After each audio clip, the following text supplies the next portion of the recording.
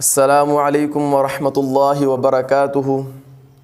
نحمدہ ونصلی علی رسولہ الکریم اما بعد فاعوذ باللہ من الشیطان الرجیم بسم اللہ الرحمن الرحیم وما ارسلناک الا رحمۃ للعالمین صدق اللہ العظیم۔ معزز سامعین کرام، آج مجھے جس موضوع پر لب کشائی کرنے کا موقع ملا ہے وہ دنیا کا خوبصورت ترین موضوع ہے جس کو بیان کرنے کے لیے کئی شب و روز لگ سکتے ہیں،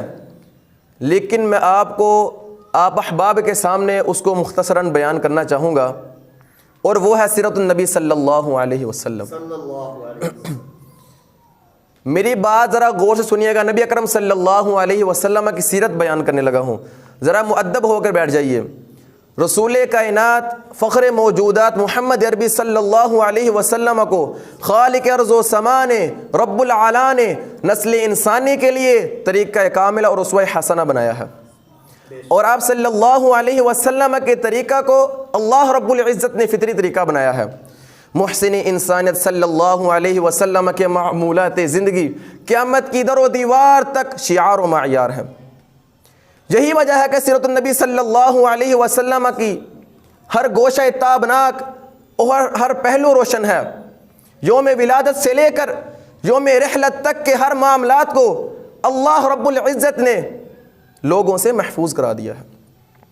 اور آپ صلی اللہ علیہ وسلم کے مت والوں نے، چاہنے والوں نے، جان بازوں نے، جان نثاروں نے آپ صلی اللہ علیہ وسلم کی ہر ادا کو محفوظ رکھا ہے،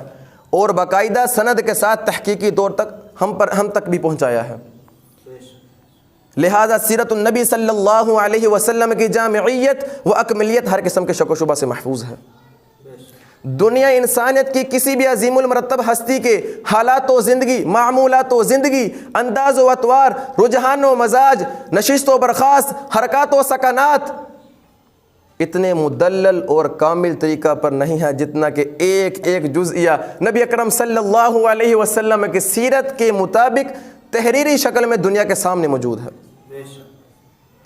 اور یہی نہیں، آپ صلی اللہ علیہ وسلم کے متعلق اشیاء اور آپ صلی اللہ علیہ وسلم کے متعلق افراد کی تفاصیل بھی ہمیں تاریخ سیرت کے اندر ہر خاص و عام کو مل جائے گی۔ یہی وجہ ہے کہ اللہ رب العزت نے اس دنیا فانی کے اندر طریقہ کاملہ اور اچھی زندگی گزارنے کے لیے اسلام کو نظام حیات اور آپ صلی اللہ علیہ وسلم کی سیرت کو نمونہ حیات بنایا ہے،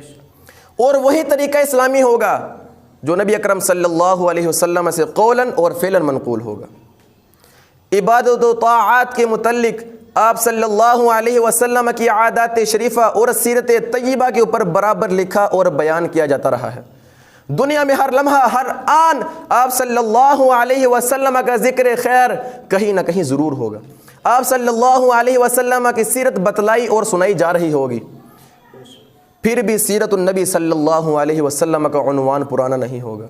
کیونکہ یہی معجزہ ہے سیرت النبی صلی اللہ علیہ وسلم کا، اور یہی تفسیر وَرَفَعْنَا لَكَ ذِكْرَكَ کی ہے۔